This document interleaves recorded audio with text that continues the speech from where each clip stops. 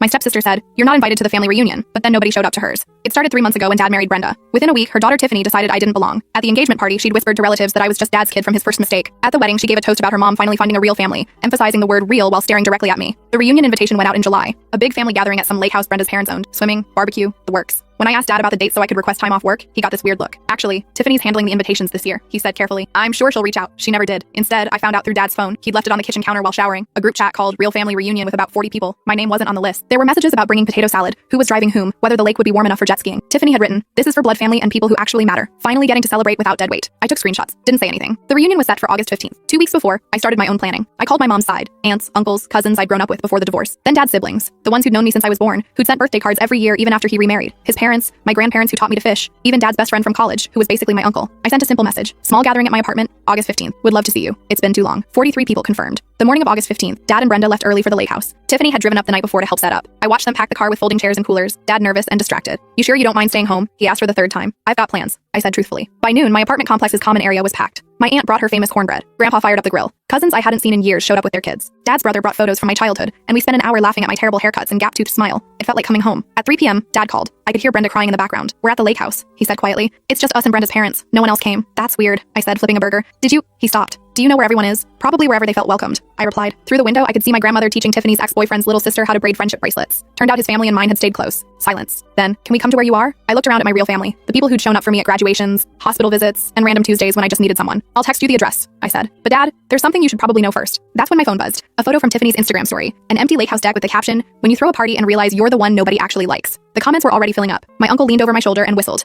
"Is that the girl who said you didn't matter?" I was about to answer when I saw Brenda's car pulling into the parking lot, but there was a second car behind them, one I didn't recognize. And when the door opened, it was my mom, my actual mom, who I hadn't seen in person for 8 months because she'd been working overseas. She stepped out wearing her travel clothes, dragging a suitcase, and her face broke into the biggest smile when she spotted me through the crowd. "Surprise!" she called out, waving. "My contract ended early. Flew in this morning and your aunt told me where to find you." I felt my throat tighten. Behind her, Dad and Brenda were getting out of their car, and I watched Dad's face go pale when he saw Mom. They'd barely spoken since the divorce 5 years ago, keeping everything through lawyers and brief text messages about my schedule. Brenda looked like she'd been crying for hours. Her makeup was smudged, and she kept dabbing at her eyes with a tissue. Dad just stood there, frozen between his old life and his new one, both colliding in a parking lot on a Saturday afternoon. Mom walked right past them. She didn't even glance in their direction. She just came straight to me and wrapped me in a hug that smelled like her lavender perfume and airport coffee. "I'm so proud of you," she whispered in my ear. "Your aunt told me everything." Which aunt? I wondered. But then I saw my dad's sister winking at me from across the common area. She'd always been the family gossip, and apparently she'd upgraded to international informant. "Rebecca," Dad said, using Mom's name for the first time in years. "I didn't know you were back." "Why would you?" Mom replied coolly, finally acknowledging him. She kept her arm around my shoulders. "I don't exactly keep you updated on my travel schedule." Brenda made a small noise, something between a sob and a gasp. "This is your doing," she said, pointing at me with a shaking finger. "You sabotaged our reunion. You turned everyone against Tiffany." "I didn't have to turn anyone against anyone," I said calmly. "I just invited people to spend time with me. They made their own choices about where they wanted to be." "But how did you—" Brenda stopped, her eyes widening. "The group chat. You saw the group chat."